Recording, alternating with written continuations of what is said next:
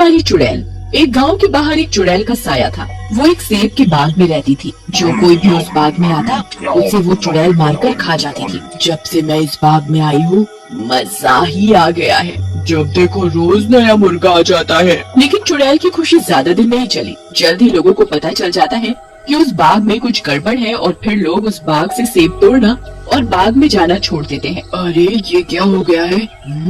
धीरे धीरे तो लोग आने ही बंद हो गए। मैं अब किसे खाऊंगी? कैसे अपनी भूख मिटाऊंगी? तभी चुड़ैल की नजर सामने पेड़ पर लगे सेबों पर पड़ती है। मजा आ गया। ये तो मेरे दिमाग में ही नहीं आया। लगता है आखिरी बार किसी मंद बुद्धि का मांस खाया था। अरे लोग नहीं आ सकते तो क्या, मैं तो उनके पास जा सकती हूँ। इसके बाद चुड़ैल एक सुंदर औरत का रूप बनाती है और बाग से सेब इकट्ठे करके बेचने निकल पड़ती है। सेब ले लो, सेब, खूब रसीले सेब। एक बार खाओगे तो अपनी बीवी को भी भूल जाओगे। सेब ले लो, सेब, खूब रसीले सेब। तभी सेब वाली पर कल्लू और पुत्तन नाम के दो गांव वालों की नजर पड़ती है। अरे पुत्तन, तू देखा कितना बढ़िया सेब वाली, चला हो थोड़ा सेब खरीदा, रात में खाब हो। खूब समझता हूँ ठरकी, जो सुंदर औरत देखी वही लपट के पहुँच जाता है। चलो लेते हैं सेब तेरे लिए। तो सेब वाली कैसा दिए सेबवा? हमका लेना 5 किलो। बस 5 किलो? इतनी ही खा सकते हो इस उम्र में? लगता है बूढ़े हो गए हो। चलो ज्यादा अदाएं मत दिखाओ और 5 किलो सेब बांध दो हमारे लिए। अरे सुनत हो, कल भी आना, हम कल और 5 किलो ले लेंगे। फिर इस तरह वो सेब वाली वहाँ से चली जाती है। उधर रात में कल्लू और पुत्तन दोनों मिलकर सेब काटते हैं। उधर चुड़ैल भी रात में गांव में आ जाती है और पुत्तन के घर खिड़की से झांकती है। अरे कल्लू जल्दी काटा हो, तू सेब वाली, और ये सेब देखकर हमसे रुका नहीं जा रहा। सब्र कर मेरे भाई, काटने तो दे। उसके बाद दोनों सेब खाने लग जाते हैं। उधर चुड़ैल जो है खिड़की से देख रही होती है, मन ही मन खुश हो रही होती है। खाओ खाओ, एक बार खाओ, फिर देखो मेरे सेबों का कमाल। जैसे ही कल्लू और पुत्तन सेब खाते हैं, वो दोनों वहाँ से गायब हो जाते हैं और उनकी जगह 2 सेब रह जाते हैं। चुड़ैल अंदर जाकर उन दोनों सेबों को उठा लेती है। मजा आ गया, मेरी तरकीब तो काम कर गई है। धीरे धीरे मैं इस पूरे गांव को अपना शिकार बना लूंगी, सबको खा जाऊंगी, सबको। अगले दिन चुड़ैल फिर से सेब वाली का रूप बनाकर सेब बेचने निकलती है। उसे रीमा अपने पास बुलाती है। ऐ सेब वाली, जरा इधर तो आ, सेब मुझे भी खरीदने हैं। देखने में तो बहुत अच्छे लग रहे हैं, क्या भाव दिया? मेम साहब, भाव का क्या है, आप सेब खाओ, अच्छे लगे तो पैसे कल दे देना। मैं तो कल भी आऊंगी, जो मन करे वो पैसे दे देना। हाँ, सेब वाली की बात सुनकर रीमा को लालच आ जाता है। बात तो बहुत बनाती है तू, चल ले लेती हूँ तेरे से, लेकिन पैसे तो मैं बाद में ही दूंगी, और वो भी तब जब मुझे और मेरे घर वालों को ये सेब पसंद आ जाएंगे। फिर रीमा सेब लेकर अपने घर चली जाती है। वहाँ उसका पति राजू बैठा होता है। रीमा सेब लाकर राजू को देती है और वहाँ से चली जाती है। इस औरत ने जिंदगी में पहला अच्छा काम किया। इतने बढ़िया सेब भला इस सुखरी को कहाँ से मिल गए? ये कंजूस आज कहाँ से सेब खरीद लाई? लेकिन मुझे क्या, मैं तो खा लूं जल्दी से। राजू सेब खा जाता है, लेकिन राजू जैसे ही सेब खाता है वो भी सेब बन जाता है। उधर रीमा घर वापस आती है और राजू को घर पर ना पाकर गुस्से में आ जाती है। इस आदमी से तो मैं दुखी आ गई हूँ, कब आता है कब जाता है कुछ पता नहीं चलता, आवारा कहीं का। उसी रात चुड़ैल वापस राजू के घर आती है। एक और नया शिकार। जय हो चुड़ैलों के देवता की। इस तरह तो मैं दुनिया की सबसे ताकतवर चुड़ैल बन जाऊंगी। पहले इस राजू सेब और बाकी के सेबों को तो अपने कब्जे में ले लूं।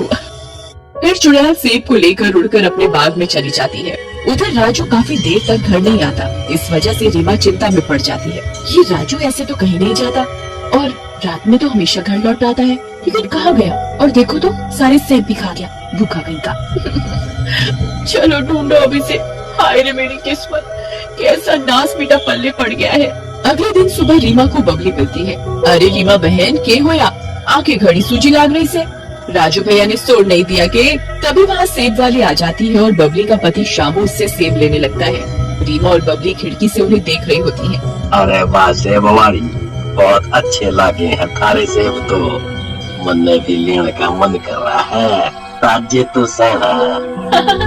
क्या बाबूजी, आप भी ना बिल्कुल ताजे हैं। बस आपके लिए ही अभी पेड़ से तोड़कर ला रही हूँ। अच्छा, बातें तो तू अच्छी करे से, लेकिन मैं यूं थोड़ी लूं, पहले चेक करूंगा। फिर सेब वाली उसे एक सेब देती है। सेब खाते ही शामू को चक्कर आने लगते हैं।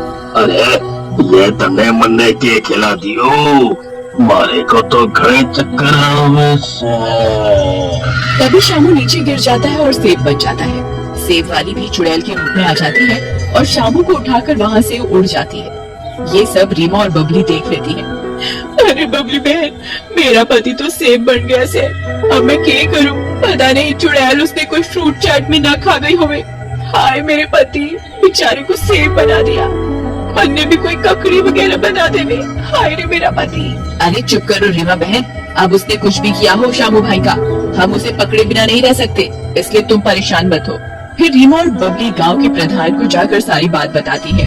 अच्छा बबली बेटी, अगर ये सब सच बात है तो हम सब लोग सचमुच खतरे में हैं और हमें अपनी जान बचाने के लिए कुछ करना होगा। फिर प्रधान जी और गांव वाले हाथ में गंगा जल लेकर सेब के बाग में जाते हैं। प्रधान जी, हम कहत हैं दोनों गंगा जल छिड़क कर इस बाग में आग लगा दे, जो कुछ होई जल कर भस्म हो जाए।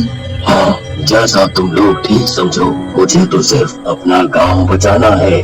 फिर गांव वाले सेब के बाग में गंगा जल छिड़क कर आग लगा देते हैं। आग लगते ही चुड़ैल का जादू खत्म होने लगता है और गांव वाले जो सेब बने थे वो भी ठीक हो जाते हैं और वहाँ से भागने लगते हैं। मैं ठीक हो गया प्रधान जी, मैं ठीक हो गया। आपने मुझे चुड़ैल का फ्रूट चाट बनने से बचा लिया। तभी चुड़ैल वहाँ आ जाती है और बहुत गुस्से में आ जाती है। अरे और राजू, पहले यहाँ से भाग ले। और देख, तेरी अम्मा आ गई, फिर खुशी मनाना। भागो सब यहाँ से। अरे ये क्या किया दुष्टों, मेरा सारा जादू खत्म कर दिया। मेरे सालों की मेहनत बर्बाद हो गई। मैं अब सब गाँव वालों को जिंदा नहीं छोड़ूंगी, सबको मार कर खा जाऊंगी। तभी चुड़ैल के आगे पुत्तन आ जाता है। हमका माफ कर दो मैया, हमसे गलती हो गई। हम आज से कौन औरत की तरफ आंख नहीं उठाएंगे। जब भी देखेंगे सिर्फ मर्द ही देखेंगे। माफ कर दो जी।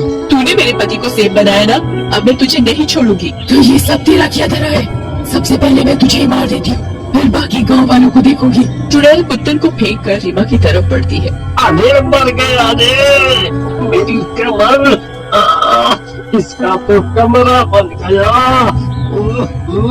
बहुत दर्द हो रहा है भाई।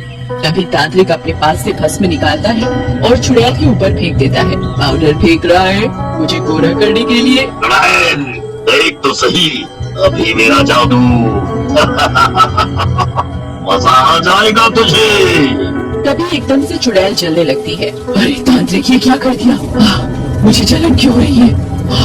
मैं जल रही हूँ, बचाओ बचाओ। तूने इन गांव वालों को बहुत परेशान किया था, अब तू तो गई। थोड़ी देर में चुड़ैल पूरी जल जाती है और गांव वाले चुड़ैल के साए से आजाद हो जाते हैं और सेब का बाग भी ठीक हो जाता है।